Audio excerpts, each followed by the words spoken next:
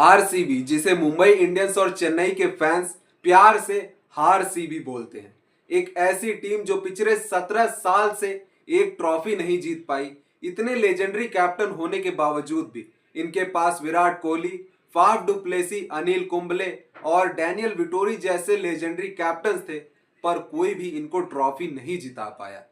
पर 2025 में जब कैप्टन रजत पाटीदार बनते हैं, पहले ही सीजन में अपनी ट्रॉफी जीत जाते हैं और 2026 यानी इस सीजन की बात करें तो ये ऑलरेडी फाइनल में पहुंच चुके हैं। और जिस तरीके से इन्होंने गुजरात टाइटंस को रगड़ा है ना, ऐसा लग रहा है कि इस साल भी डिफेंडिंग चैंपियंस अपनी ट्रॉफी डिफेंड कर जाएगी। तो आइए इस वीडियो में देखते हैं कि क्या स्ट्रेटजी में बदलाव किया ऐसा रजत पाटीदार ने कि आरसीबी हार से सीधा जीत की ओर मुंह मोड़ लेती है, और देखते हैं कैसे धर्मशाला में इन्होंने गुजरात टाइटंस को रगड़ दिया। चलो बात करते हैं रजत पाटीदार के स्ट्रेटजी से। रजत पाटीदार ने एक स्टेटमेंट दी है इस सीजन कि हम डिफेंडिंग चैंपियंस नहीं, अटैकिंग चैंपियंस बनना चाहते। इस बात से साफ पता चलता है कि पाटीदार की अप्रोच एकदम अटैकिंग है। टीम में ज्यादा बदलाव नहीं करने और हर ओवर को मैक्सिमाइज करना है। जितना रन बने एक ओवर में बना लो, चाहे पावर प्ले हो, चाहे मिडिल ओवर्स हो या फिर डेथ ओवर, बिना विकेट की परवाह किए रन मारते चलो। और इसी अप्रोच की वजह से कल आरसीबी ने प्लेऑफ्स के इतिहास का सबसे बड़ा टोटल 254 बनाया। रजत पाटीदार की खास बात यह है कि वो सिर्फ अच्छी कप्तानी नहीं करते, उनका आप अगर प्लेऑफ्स का रिकॉर्ड देखोगे ना, आपका दिमाग घूम जाएगा जैसे मेरा घूम गया था। भाई ने प्लेऑफ्स में 6 इनिंग्स खेली हैं और 338 रन बनाए हैं, 112 की एवरेज, वो भी प्ले ऑफ्स में, और स्ट्राइक रेट 193 का। अब आप इस बात से अंदाजा लगा सकते हो कि कितने इंपॉर्टेंट बल्लेबाज हैं ये प्लेऑफ्स में। ये प्लेऑफ्स की हिस्ट्री का 4th हाईएस्ट है। और कल क्वालिफायर 1 में जीटी के खिलाफ रजत पाटीदार ने सिर्फ 33 बॉल में 93 रन मारे, मात्र एक डॉट बॉल खेली। भाई ने एकदम आग लगा दी, जिसकी वजह से उनके टीम आरसीबी का टोटल 254 बन पाया। इस लेवल की बैटिंग और शांत रहकर कैप्टनसी करना, रजत पाटीदार को आप बहुत ज्यादा उछल कूद करते नहीं देखोगे। रजत पाटीदार कूल एंड काम रह के कैप्टनसी करना जानते हैं और आरसीबी को बैक टू बैक ट्रॉफी के दहलीज पे ला चुके हैं। बस एक कदम दूर है आरसीबी अपनी दूसरी ट्रॉफी से। तो आइए देखते हैं आरसीबी वर्सेस जीटी क्वालिफायर 1 में हुआ क्या। ये मैच धर्मशाला में था, जहां हाई एल्टीट्यूड है और हवा पतली होती है।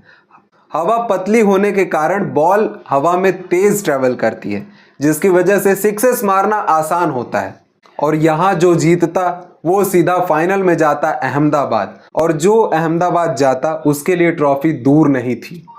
आरसीबी पहले बैटिंग करने आती है और उनको स्टार्ट अच्छी मिल जाती है।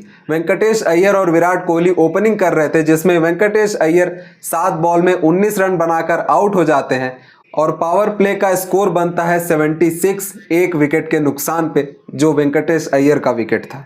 उसके बाद देवदत्त पडिक्कल ने मोर्चा संभाला, पर जेसन होल्डर ने एक ही ओवर में विराट कोहली और देवदत्त पडिक्कल दोनों को आउट कर दिया, जिसमें विराट कोहली 43 पर आउट होते हैं और देवदत्त पडिक्कल 30 रन बना के आउट हो जाते हैं। इसके बाद आते हैं लेजेंडरी, वही वन एंड ओनली वन धुरंधर रजत पाटीदार और उनके साथ रॉयल कृणाल पांड्या, जो प्लेऑफ्स में तो पक्का चलते हैं। पर इसके बाद गुजरात टाइटंस ने इस सीजन की 2 सबसे बड़ी गलती की। पहली गलती, खेजरोलिया जो इस मैच में डेब्यू कर रहे थे अपना इस सीजन के लिए, उन्होंने रजत पाटीदार का कैच छोड़ा, और उसके बाद कगिसो रबाडा ने भी रजत पाटीदार का कैच छोड़ा एक ही ओवर में, जिसमें प्रसिद्ध कृष्णा बॉलिंग कर रहे थे। इसके बाद तो गुजरात के हाथ से मैच निकल ही गया, और यही था टर्निंग पॉइंट मैच का, जहां पर रजत पाटीदार फिर ऐसा खेले ना, कोई गुजराती उसे रोक ही नहीं पाया। इनके पास इतने खतरनाक बॉलर्स है, सिराज, रबाडा, होल्डर, सब पिटे, सब बहुत गंदा पिटे और सबको बराबर से कूटा गया। कृणाल पांड्या ने भी रजत पाटीदार का बहुत अच्छा साथ दिया, और उसके बाद एक बहुत अच्छा सा कैमियो हमारे लेजेंडरी जितेश शर्मा का आया, जिन्होंने 5 बॉल में 15 रन बनाए, और रजत पाटीदार ने 33 बॉल्स में 93 रन ठोक दिए, जिसके बाद आरसीबी का टोटल पहुंच जाता है 254 और टारगेट बनता है 255 का।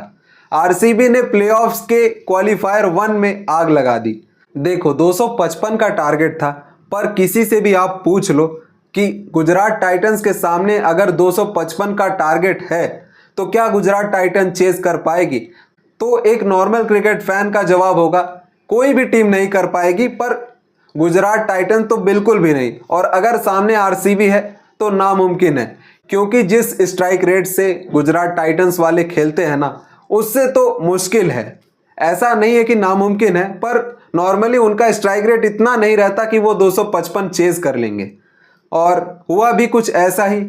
शुरुआत करने आते हमारे इंडियन कैप्टन शुभमन गिल और साई सुदर्शन।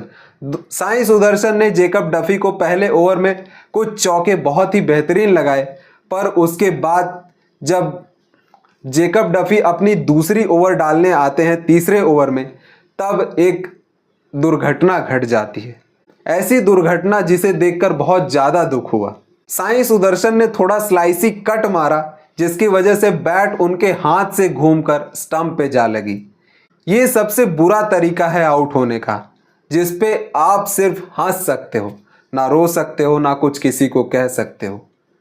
आप बस इस सिचुएशन पर हंस सकते हो, अपनी किस्मत पर हंस सकते हो कि मतलब इस इतनी गंदी तरीके से कौन आउट होता है भाई। पर जैसे ही भुवनेश्वर कुमार अपना दूसरा ओवर डालने आते हैं, उन्होंने हमारे गिल का दिल जीत लिया। इसी वजह से दिल भाई ने अपना विकेट दे दिया, एकदम क्लीन बोल्ड हो गए।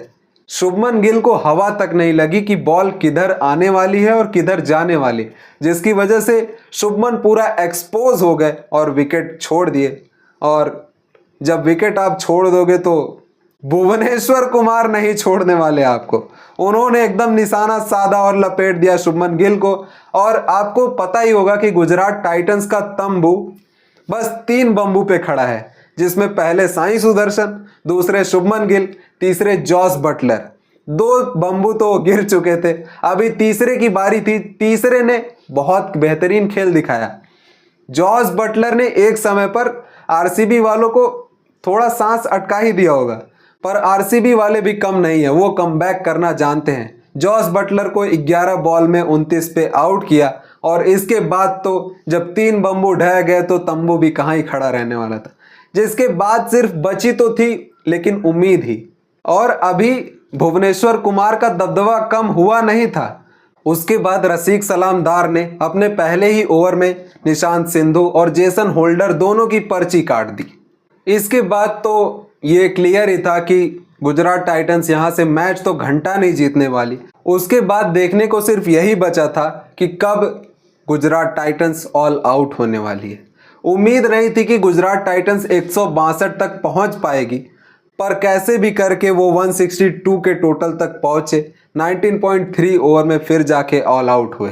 टाइटंस के साइड से राहुल तेवतिया ही थे जिनसे कुछ रन बने, जिन्होंने 43 बॉल में 68 रन बनाए 158 के स्ट्राइक रेट से। और गुजरात टाइटंस का खेल यहीं पर खत्म हुआ। अब जीटी खेलेगी अगला क्वालिफायर 2, आज जो जीतेगा उनसे। पर आरसीबी लगातार दूसरी बार फाइनल में पहुंच गई है, और उम्मीद है कि आरसीबी टाइटल अपना डिफेंड कर ले जाएगी, क्योंकि बहुत अच्छा खेल रही है लोग। बैटिंग भी टॉप नॉच है और बॉलिंग भी टॉप नॉच है, पर बाकी टीमें भी कम नहीं है। और अगर गुजरात वापस अहमदाबाद पहुंची फाइनल खेलने, क्वालिफायर 2 खेल के, तो फिर गुजरात को गुजरात में हराना ऑलमोस्ट नामुमकिन है, क्योंकि गुजरात में रबाडा, सिराज और होल्डर का ट्रियो ना भाई आग उगलता है। मतलब गुजरात में ये बॉलिंग ट्रियो सबसे ज़्यादा खतरनाक है, और फाइनल भी वहीं पर है। तो अगर आरसीबी को जीतना है तो उनको उम्मीद करना होगा कि गुजरात टाइटंस ना पहुंचे अहमदाबाद, नहीं तो उनके लिए काम मुश्किल हो जाएगा। अब बस दुख इस बात का है कि आईपीएल अपने एंड पर पहुंच चुका है। 31 तारीख को आईपीएल दी एंड हो जाएगा, और हमारा जो त्यौहार था, जो हर क्रिकेट फैन का त्यौहार था आईपीएल, जिसमें हम अपनी फेवरेट टीम के लिए अपने हर दोस्त से लड़ जाते थे। मतलब ये जो 2 महीने हमारे खुशी से गुजरते हैं ना, इस भावना से कोई compete ही नहीं कर सकता। और जब ये नहीं होगा तो हम 7:30 बजे किसका इंतजार करेंगे, देखते हैं। पर अभी खेल खत्म नहीं हुआ है। अभी आज हमारे पास एलिमिनेटर है, फिर क्वालिफायर 2 आएगा, उसके बाद दी ग्रैंड फाइनल आएगा। देखते हैं कौन जीतेगा ये फाइनल। आपकी राय में कौन जीत रहा है ये फाइनल? अपनी राय नीचे कमेंट में लिखो और चैनल को भी सब्सक्राइब कर दो और इस यार को मत भूल जाना। जय हिंद, जय भारत। मिलते हैं अगले वीडियो में। अगर सब कुछ अच्छा रहा तो जरूर मिलेंगे।